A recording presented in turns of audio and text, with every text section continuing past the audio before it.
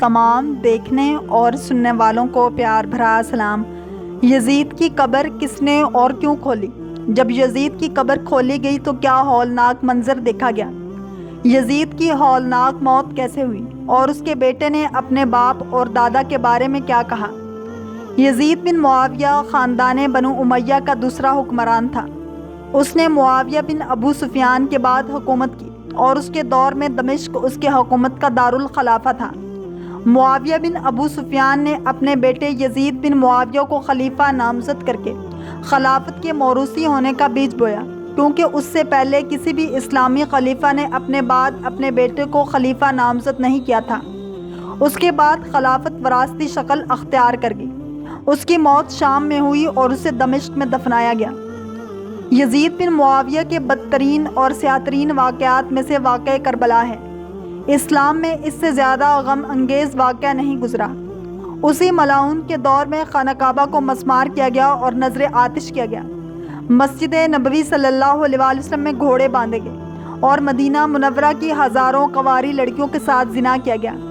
ہزاروں صحابہ کرام کو شہید کیا گیا۔ یزید صرف 3 برس 6 ماہ تخت حکومت پر شیطانت و شرارت و خباثت کر کے 14 ربیع الاول 64 ہجری کو ملک شام کے شہر حمص کے علاقے حوارین میں 39 سال کی عمر میں مر گیا۔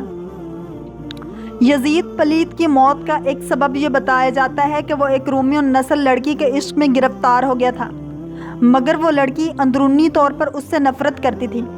ایک دن رنگ رلیاں منانے کے بہانے اس نے یزید کو دور ویرانے میں تنہا بلایا۔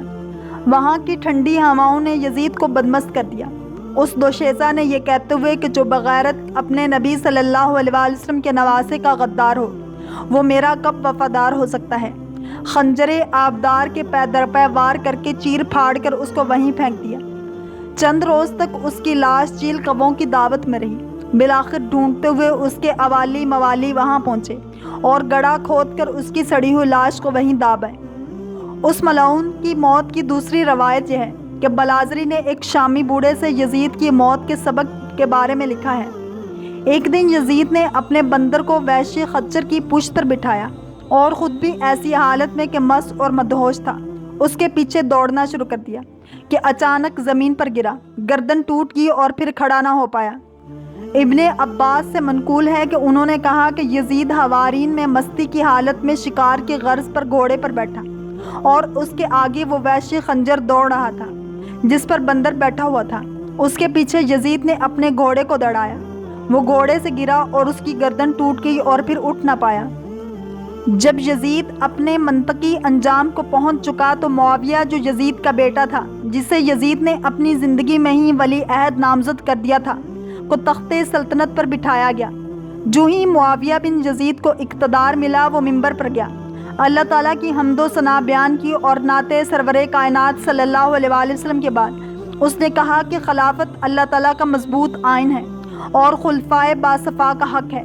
میرے دادا معاویہ بن ابی سفیان نے حضرت علی المرتضیٰ جو خلافت کے سب سے زیادہ مستحق تھے، ان کے ساتھ جنگ و جدال کا راستہ اختیار کیا۔ اس کے بعد میرا باپ جو خلافت کے لیے کسی قسم کا استحقاق نہ رکھتا تھا، تخت سلطنت پر مطمئن ہو گیا اور اپنی حکومت کو استحکام دینے کے لیے حسین بن علی جو فرزند رسول صلی اللہ علیہ وآلہ وسلم ہیں، ان کے خون سے ہاتھ رنگے۔ بالآخر حالت جوانی میں ہی اس دنیا فانی سے رخصت ہو گیا اور اس چند روزہ حکومت کے عوض دائمی عذاب و وبال کو اپنے ہمراہ لے گیا۔ اس کے بعد معاویہ بن یزید زار و قطار رویا اور کہنے لگا، میں اس کے علاوہ کچھ نہیں جانتا کہ امام حسین علیہ السلام کے ساتھ جو محاربہ میرے باپ نے کیا وہ انتہائی برا تھا۔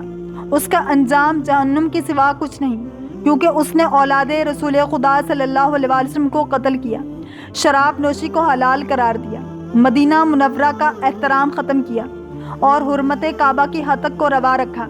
میں اس خلافت میں کوئی لذت و راحت نہیں پاتا۔ ابو سفیان کی اولاد میں سے جو کوئی اس پر راضی ہو اس کو اپنا امیر بنا لو۔ میں اپنی بیعت کے قلادے سے مسلمانوں کی گردنوں کو آزاد کرتا ہوں۔ یہ کہہ کر وہ منبر سے اتر آیا اور اپنے گھر میں گوشہ نشینی اختیار کر لی اور لوگوں سے ملنا جلنا چھوڑ دیا اور اسی حالت میں راہی ملک بقا ہوا۔ جب بنو امیہ کے سلطنت کے خاتمہ کے وقت عباسیوں نے بنو امیہ کے فوت شدہ حکمرانوں کی قبریں اکھاڑی تو تاریخ اسلامی تواتر کے ساتھ بتاتی ہیں کہ معاویہ بن ابو سفیان کی قبر کھودی گئی تو اس میں کمزور دھاگے کے نشانات کے سوا کچھ بھی نہ نکلا، اور جب یزید بن معاویہ کی قبر کھودی گئی تو اس میں لکڑیوں کی راکھ کے سوا کچھ نہ تھا۔ اس ملعون کی قبر دمشق میں آج بھی نشان عبرت بنی ہوئی ہے۔ اللہ کریم ہم سب کو دین اسلام کی پیروی کرنے والا اور اہل بیت مصطفیٰ صلی اللہ علیہ وسلم سے محبت کرنے والا بنائے۔ اگر آپ کو یہ ویڈیو پسند آئی ہے تو لائک، شیئر اور سبسکرائب کرنا مت بھولیے تاکہ ایسے ہی اسلامک انفارمیٹیو ویڈیوز آپ تک پہنچتی رہیں۔